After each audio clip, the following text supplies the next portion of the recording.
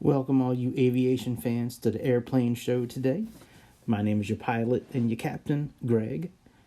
We're going to be flying this beautiful 787-10 Dreamliner KLM from Amsterdam to Los Angeles, California today. So you're going to sit back, relax, and enjoy the flight. And hopefully we don't crash. So if this is your first time here, please like, subscribe, comment, share the video. Do all that good stuff. I appreciate it.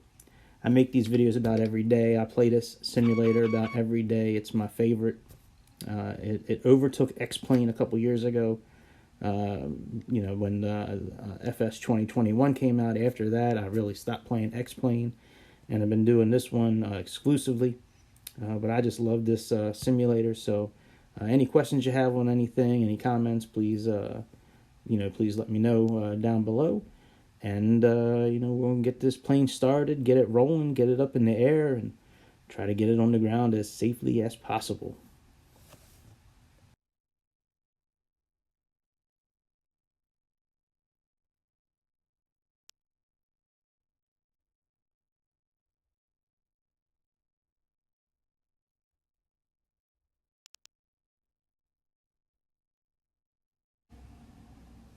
Now, the route we're flying today, I got from Flight yesterday. Almost every flight that I do in Aerofly, I get the idea of where the airplane is flying, and from Flight I look up actual, like I'll look up a CRJ 900, or I'll look up a 737-500, or whatever plane I'm flying, the A320, and just kind of get an idea of where they're flying in real life. And then I try to build the flight plan as close as I can to what they actually flew. I try to build it as close as I can in Aerofly here. One of the things with this particular flight that was really weird, the flight was only at 32,000 feet pretty much the whole time, and that's what it was scheduled to fly. Not like 38 or 39,000 where I believe it would normally fly. But I also didn't see any kind of standard instrument departure, and I didn't see a standard terminal arrival. Really, the first waypoint I believe that it shows was all the way out, like near Wyoming or Denver, somewhere out there. I'll put the flight plan up from Flight Aware. I'll put it up as we're taxiing. I'll blow it up so y'all can see it, but it was really weird.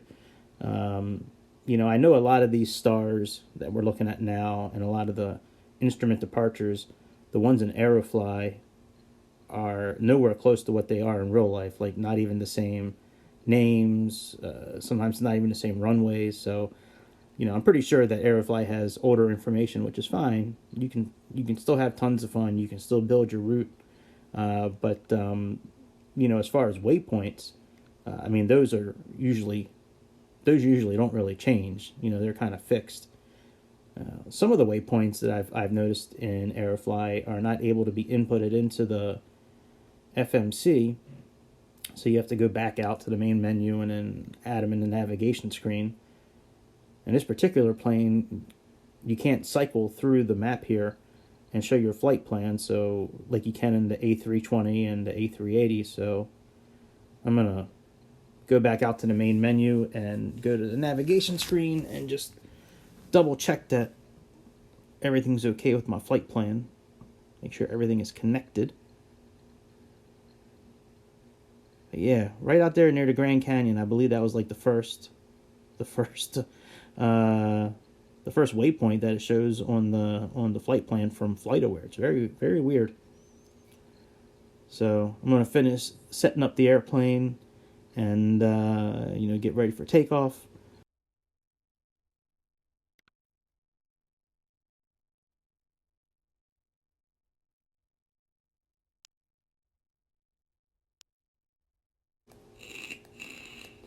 Let me bring up this checklist here. I like it. It's more stuff to push. Even though it makes no difference in the simulator as far as actual flying a flight plan. One, it's very helpful if you're not used to flying, this plane, and you're not used to the startup procedures and what to do. It's very handy that way. It's why it's called a checklist. But I don't know, it's just more stuff to push and more stuff to look at, so that's kind of why I'm doing it. And also to show y'all what it looks like. I do have a pretty good tutorial on my Aerofly playlist on how to program the whole FMC for Boeing. For the 747, the 777, and the Streamliner, it's essentially the same. Button layout may be a little bit different, but it's really the same pages you're going through, and inputting really the same information. I made that video before I started talking into the video. I didn't have this capability until recently, so that's all captions. However, if you do have any questions, with the video, just let me know in the comments, and I can always re-record it, with audio if need be. But let me know if it's not to your satisfaction, so to say, and I'll redo it with actual words. And maybe I'll do that anyways, but right now it's just with captions, and you got to turn the captions on for that.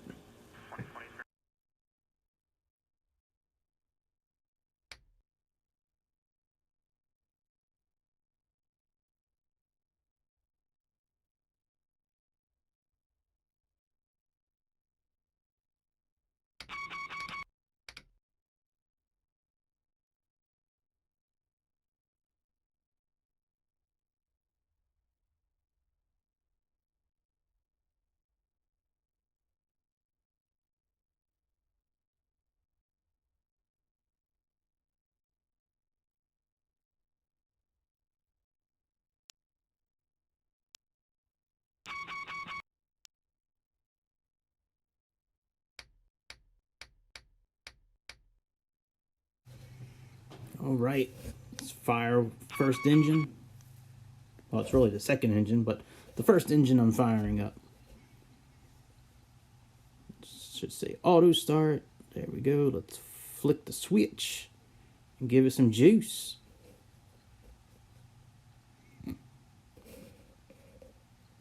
Knock off some of these checklist items before taxi. Set the brakes.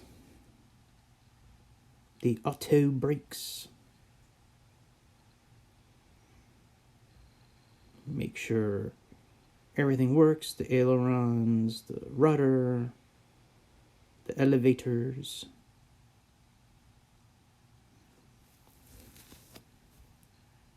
I don't think there's a way to set failures in this game. I know in X-Plane you can set up failures. I don't think you can do it in Aerofly. That'd be kind of cool though. I remember in the app Real Flight Simulator, the app that always claims to be the most realistic flying, even though it's crap. But you could set failures on there, and like mid-flight, like an engine would blow out, or your screens would go dark, or your fuel would just disappear. So that was kind of fun, trying to figure out where to land safely mid-route, and it was kind of interesting. That was a fun part about that game. Man, we are just about ready to take off. We are just about ready. Ready to get some. Ready to get it on. I love in this plane how you can zoom like all the way into the runway. It helps at nighttime when you're trying to figure your way around these airports. Because I'm not familiar with these airports. I try to follow the dots the best I can. This thing is very useful in real life, but it's absolute crap for takeoffs. I still play with it because it's a simulator. For landings, it does give you a pretty good idea what your auto brakes need to be set to in order to land on the runways. I mean, in the simulator, it's pretty useful for landing. If you're trying to get as accurate as possible. But yeah, it's still fun to play with. I like pushing all the buttons. That's one of the reasons I love this. Aerofly so much. You can push all kinds of buttons.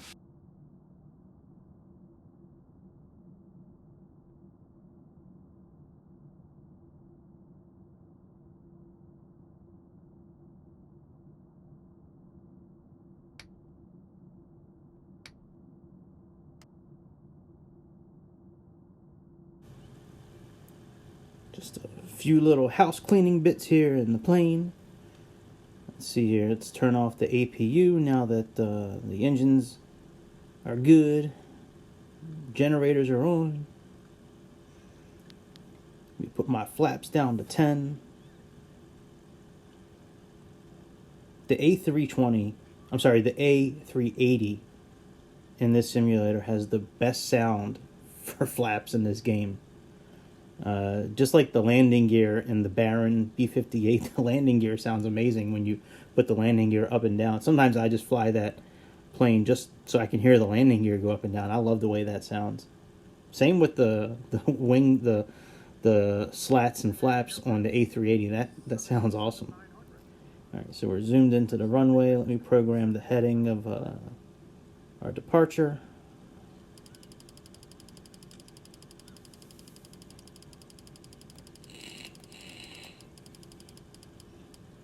The sound in this game is very strange. Sometimes buttons and knobs won't make a sound.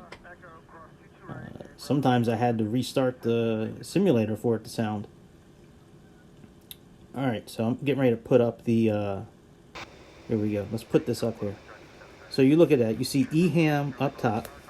Now normally if there was a standard instrument departure, it would be listed underneath it, the waypoints. TCH is the first one. Look, it's 4,978 miles away. And then down farther, ANJLL, Angel, that's the beginning of a star for KLAX airport, but that's not, but they didn't follow it. It's just very strange. Like, it doesn't show on the FlightAware page. Very strange. Usually those FlightAware pages are super accurate. Like, usually it shows the exact departure, the exact arrival, all the waypoints, but that one's really odd for some reason. Alright, so we're going to taxi on out here. The heads-up and display in these games are pretty good too. This one is one of the better of the lot. Some of them don't show a lot of information, but this one, I believe, if I remember correct, shows the VNAV, the VR speeds for takeoff. It'll give you your VNAV information, for descent. It puts a lot of information up there.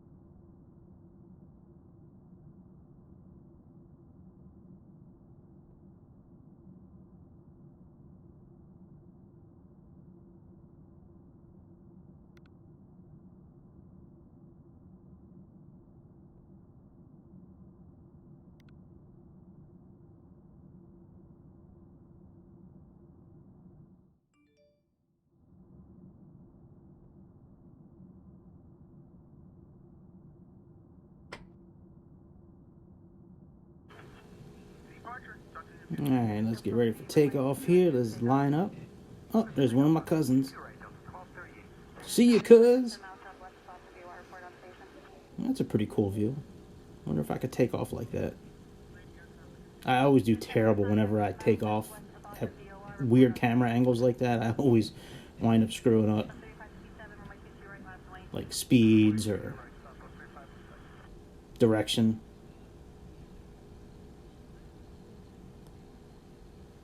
Wow!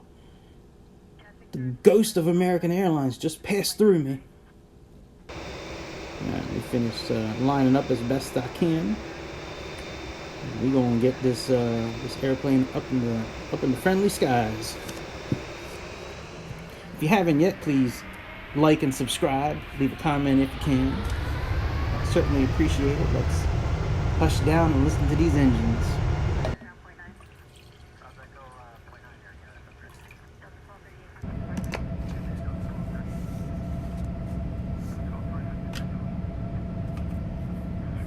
Maybe I will try to take off with that tower shot.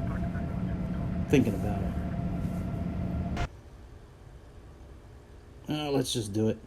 I'm already over the VR speeds anyways. Let's just see what happens. Not bad so far. Bad at all. Let's put the landing gear in. Got my speed back in line. Not bad. I'll take it. I'll take it. We're up in the air. We didn't crash.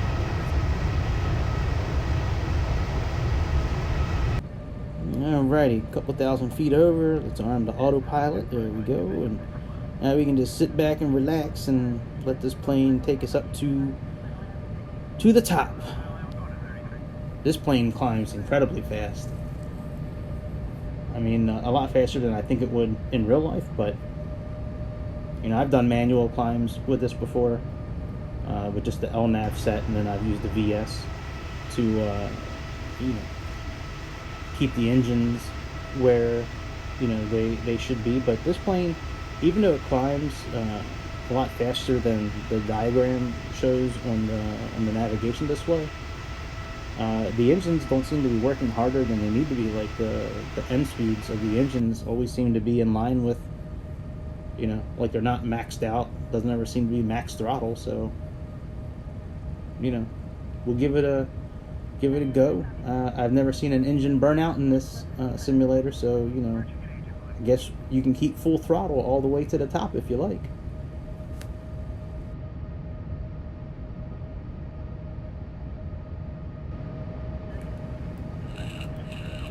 You see that underneath the map, that white line shooting straight up? That's our ascent. The magenta line, the pink line, is where we should be. Like right now, we should be just over 3,000 feet, see how it says 3,000A, and we're at like 8,000 feet.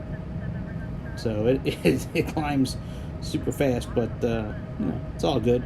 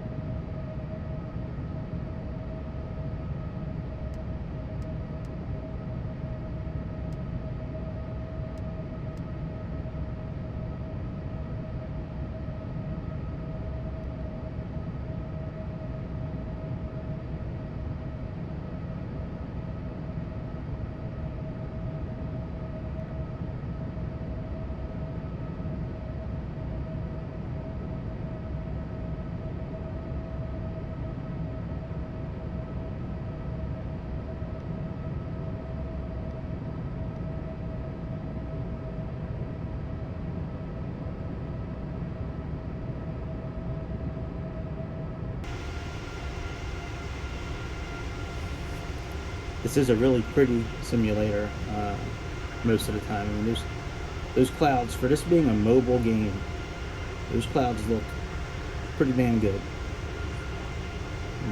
I can't play with clouds on my Android tablet, but on this iPad, I can put them on. I haven't tried to do like completely like dense, thick clouds and like zero visibility. Maybe I'll try that and see what my frames per second is. By the way, this is my favorite camera angle while flying. The underneath makes me feel like I got one of those cameras from a spy plane, like underneath the plane, where I can just kind of zoom around 360 and zoom in and out and look at everything unobstructed. Yeah. Goodbye, Europe.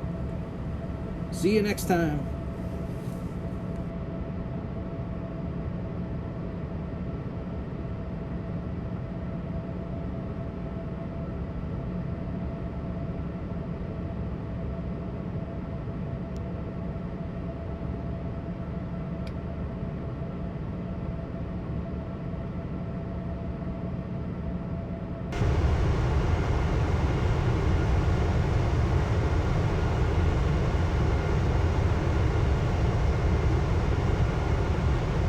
Hello, little Embraer 170 at 390 knots. I don't know if those are actual flights, maybe coded differently than they are in real life for security reasons, but I don't know if those are real flights or just kind of made up for the simulator. If you know, leave that in the comments below if you know if that's a real, like, if those are real flights or not.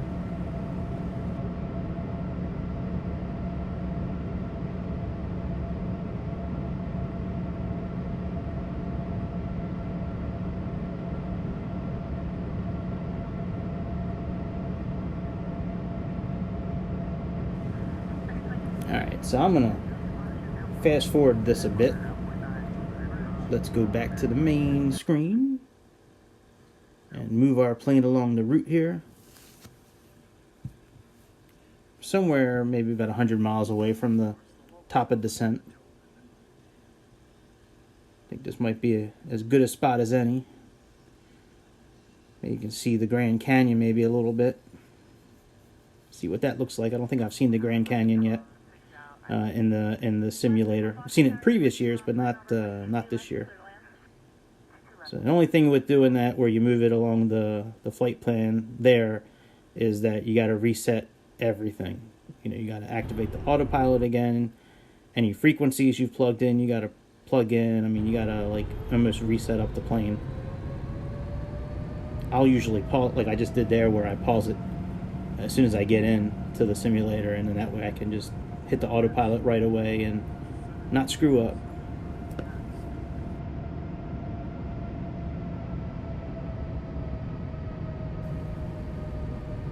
We plug in the frequency for the tower at Los Angeles International.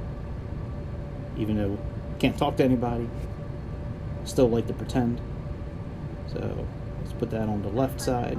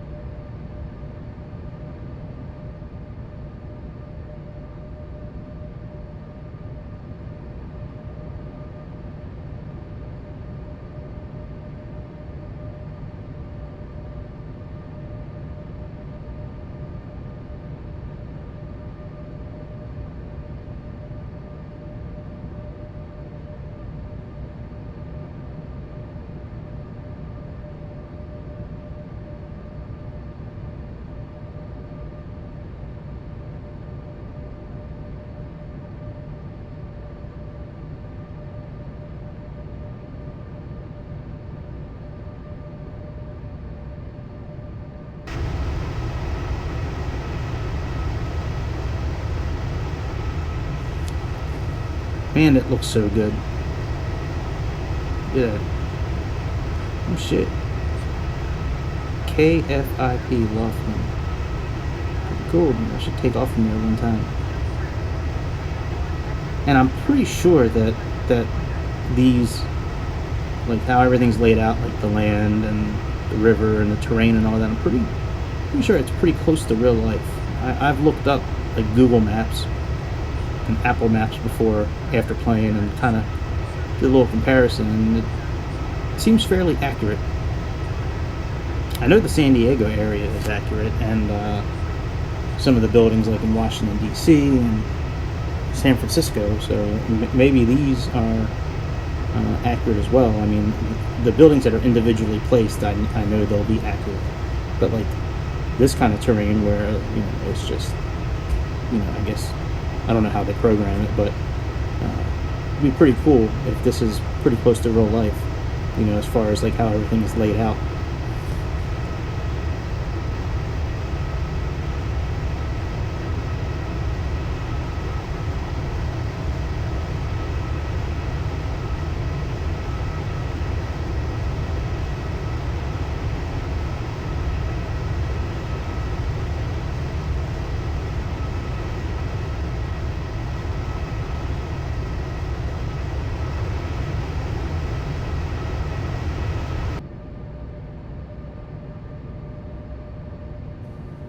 We should be getting close to the top of descent. Oh, there it is actually.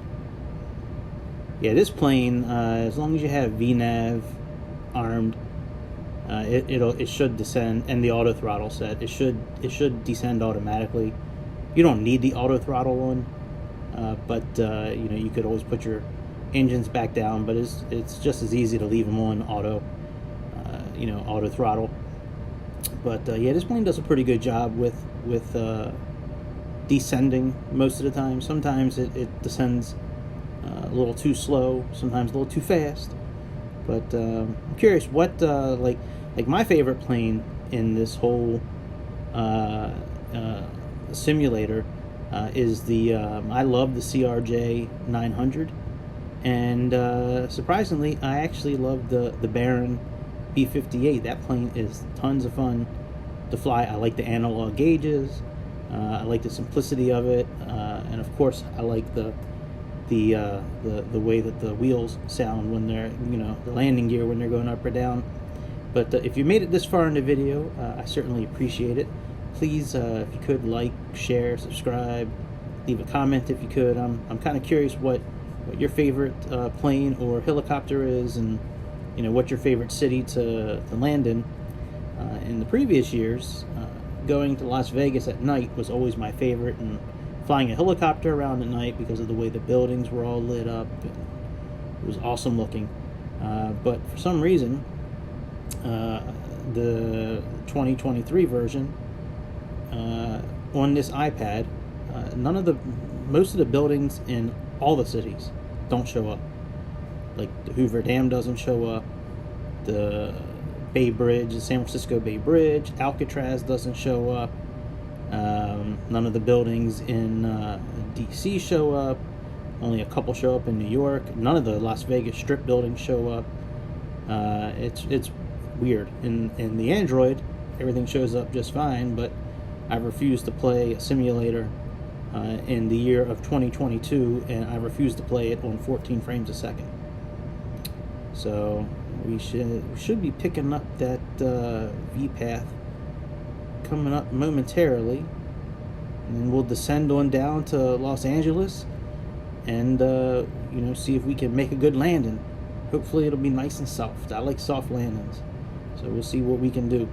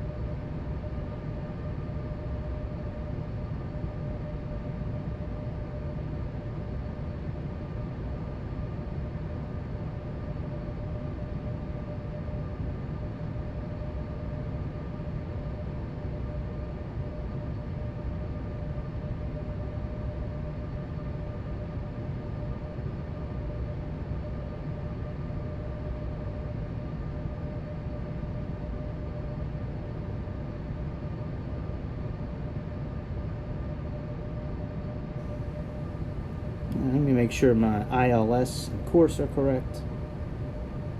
Let's go down here, hit NavRad. But why is it already programmed? I have that, that's so annoying. I have that feature turned off, and it still pre-programs it anyways. Not a big deal, I just wish that it would work the way I have it set up. However, that course is off by 1 degree. According to SkyVector and Navigraph charts, for runway 25 right, the course should be 251. So I'm going to plug that in there. Thankfully, it took. Some planes, you can go to change that info and it won't let you change it. So let's see here. We're doing good with our descent. Yes, sir. That pink triangle is not really where I like it to be, but we got plenty of time to make it up. Plenty of time. Screens in this plane are really cool. I like it. It's like the A350, which is a plane they should bring out in this game. Man, I wish they had more Airbuses, like an A340 or an A220. Definitely the 350, man. I would love for them to have the A350. That's like my all-time favorite plane, man. That is a gorgeous plane, inside and out. Never been in one though. Never had a chance to go anywhere to take an A350, but it's definitely on my bucket list. I don't care where I fly in the plane as long as I fly in it.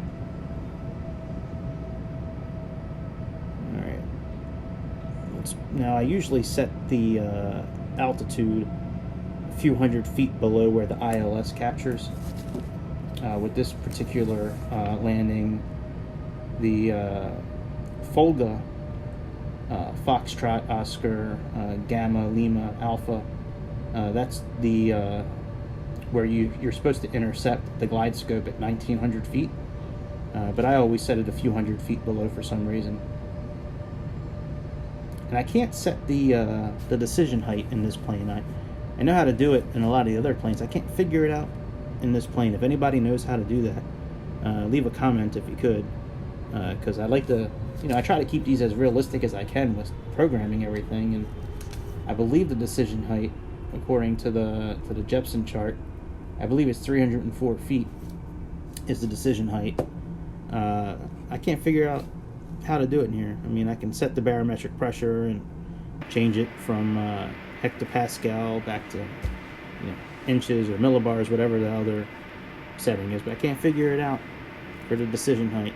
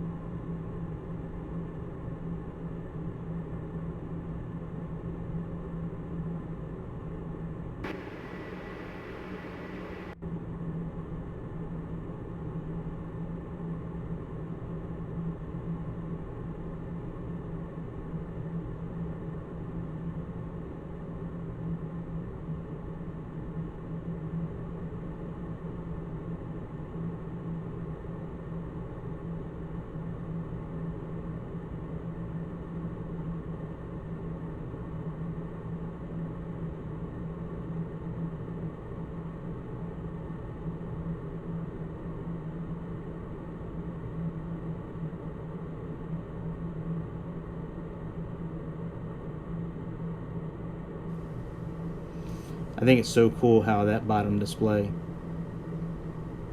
has all the waypoints and the, you know, the altitude restrictions and all that. It's cool how when you zoom into the map though, that zooms in also.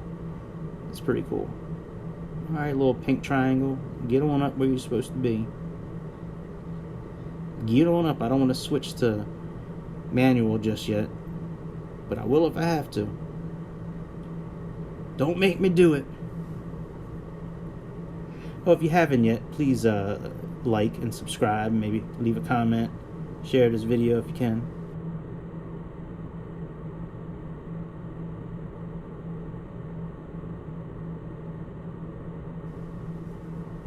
By the way, if you're not familiar with how to get that display to show up on the bottom to show your descent and your altitude, hit that menu and that little VSD icon that's checked off.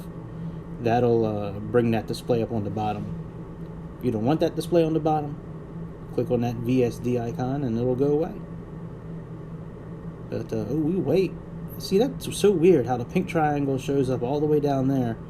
But according to you know what? I bet you if I zoomed in more, I bet you if I went to like 5 miles, I bet you we'd be way below that line. That's probably what that is. I don't care. We got plenty of time to fix it. I don't care. We're going to land this plane. Take a picture so I can send it to IPAX. Maybe. I don't like to nitpick, but there are certain things that I would like them to fix in this game. Primarily the scenery for the iPads. The frequencies. And that's probably about it right now. Everything else seems to be... Oh, and the Black Hawk on the iPad. I cannot... It bothers me so much that I can't... That's like one of my favorite vehicles in the game. Is that Black Hawk. And I can only use it like in San Diego and a little bit in Seattle area. That's about it. Other than that, like... Yeah.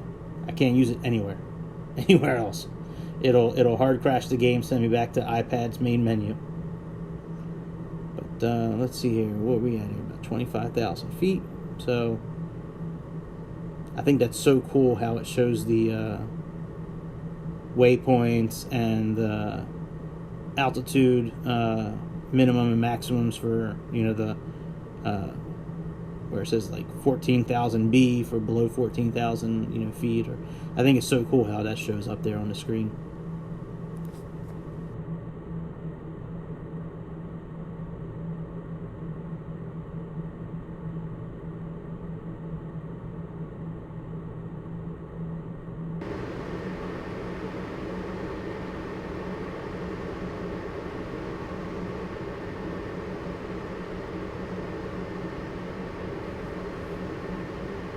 Some of the scenery is just great in this game. What did I say down there?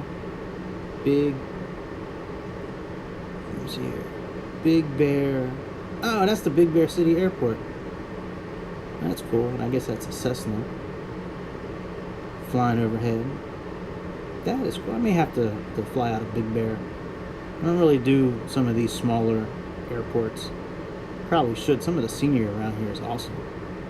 Like, I'm always curious, like, when you see a school, what looks like a school where it's got, like, a couple baseball fields around it and a football field. I wonder if that's, like, I should look into, like, Google Maps and see if that's real. Or, like, when you see, you know, like, certain bodies of water or, yeah, just stuff like that. I think it's really cool. Like, that's one thing about the Microsoft Flight Simulator that I find so amazing is that it's, like, pretty much Google Maps while you're flying, which is crazy how it can do that, like in live time. Like, you know, I'm 40-some years old. You know, if 40-some-year-old me met like 7-year-old me and said, "Hey, man, you know, like, you know, when you're in your 40s, you know, you're gonna be able to play a flight simulator. Looks just like you're flying over the real ground." I would have said, "Man, you crazy." Like Super Mario Brothers was the shit when I was 7 years old. That game was awesome. That and Duck Hunt, TNC Surf Design. They're alike if you remember TNC Surf Design, man. That game was awesome. Jaws, Castlevania. Man, some of those Nintendo games were Zelda, Metroid.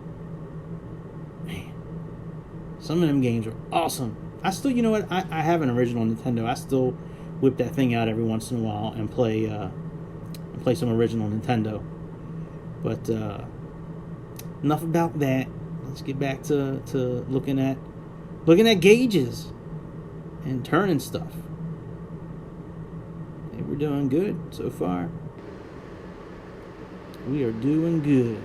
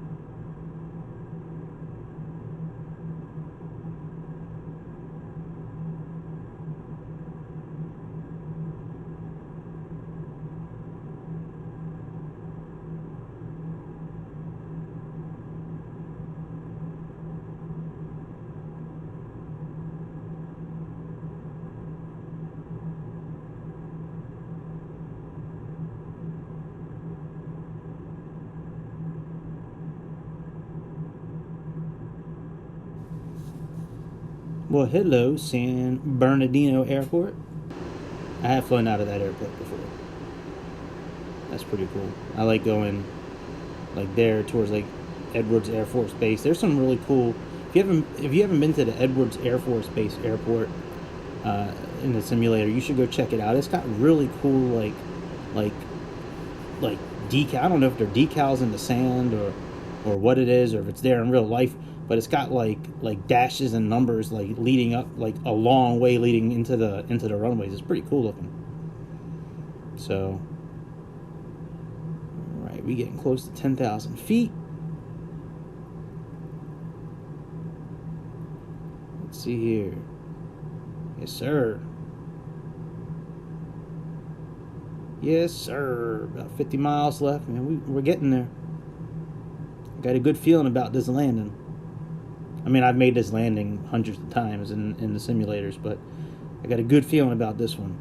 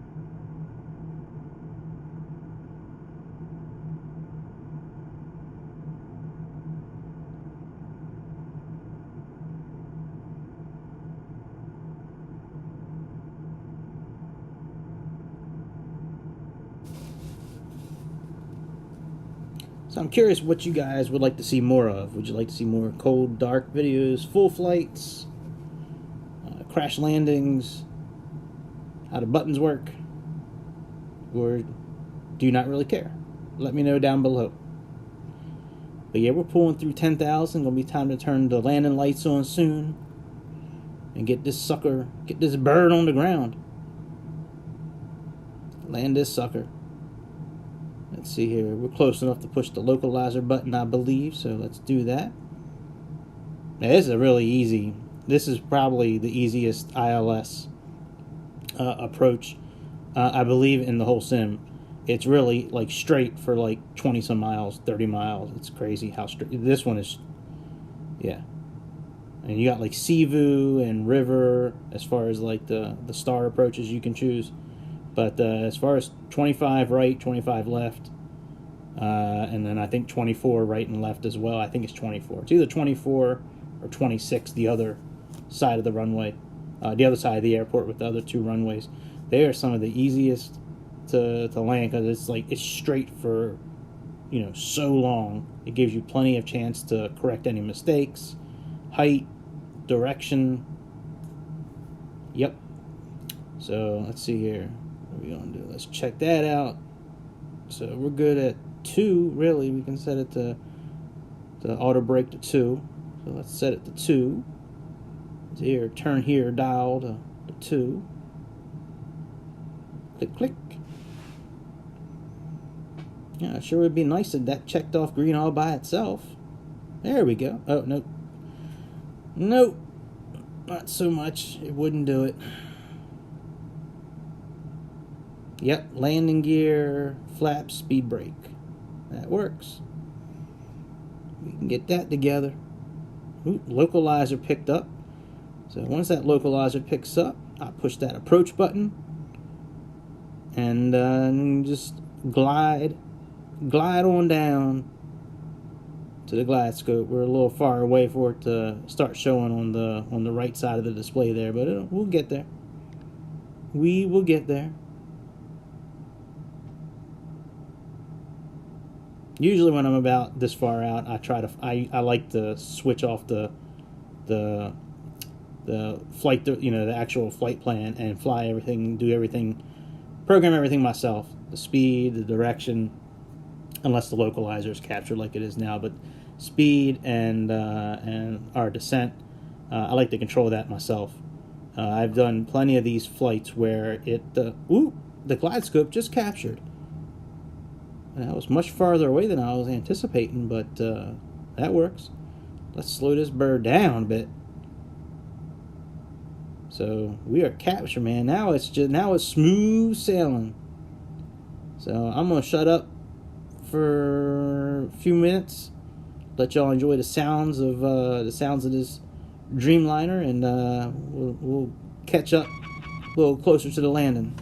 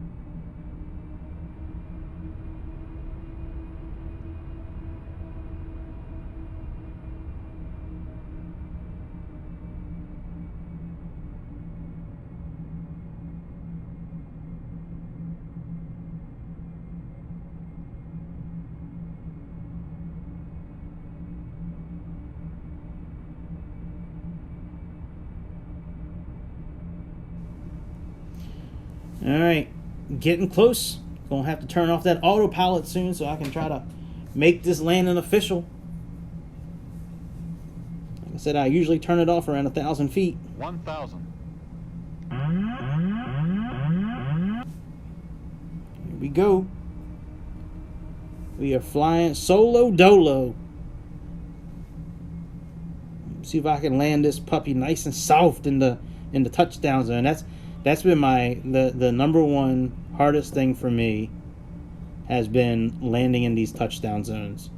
I've been practicing and I'm getting a little better, but that's been the hardest part in these simulators.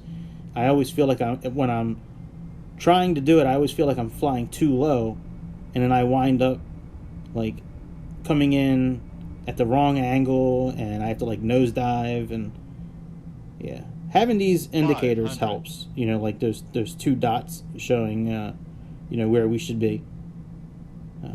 So I've been kind of instead of using my mind and what I see, I try to let me turn off the auto throttle so I can control that.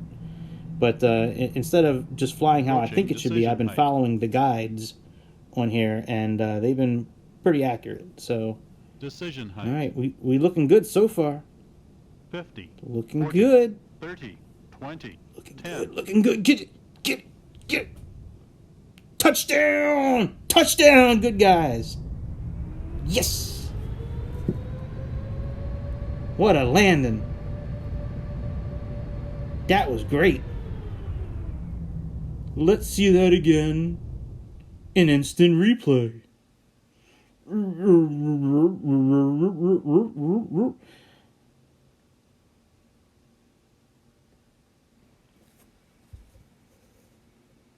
Man, look at all them FedEx planes. We landing the plane. I'm gonna put my plane right in your touchdown zone, KLAX. Oh yeah, that was a good landing. Let me do a couple other views, but that was a good landing.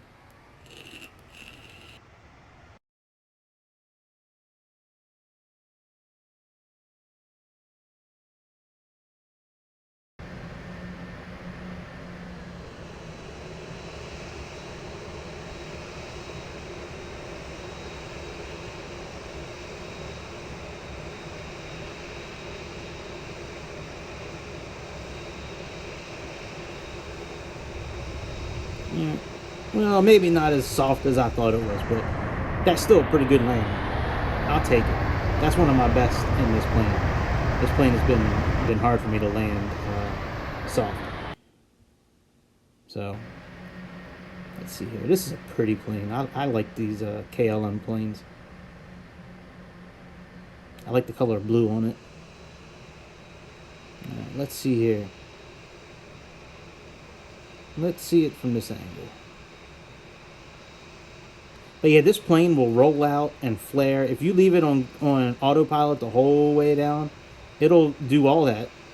Right before it touches down, it'll roll out, do the flare. That's pretty good. Well, hey, y'all, I appreciate y'all stopping by and checking out this video. If you enjoy what you see, or even if you don't enjoy what you're looking at, please subscribe. It doesn't... All you gotta do is click on the button, and then you can go about the rest of your day. It takes 1/10 of a second. Please click the thumbs up. That way I know that people like it. Leave a comment if you can, and I will see y'all on the next flight. Probably, I think a Scandinavian CRJ 900. I think I'll be flying that one next. So I will check y'all out later. Have a Happy New Year.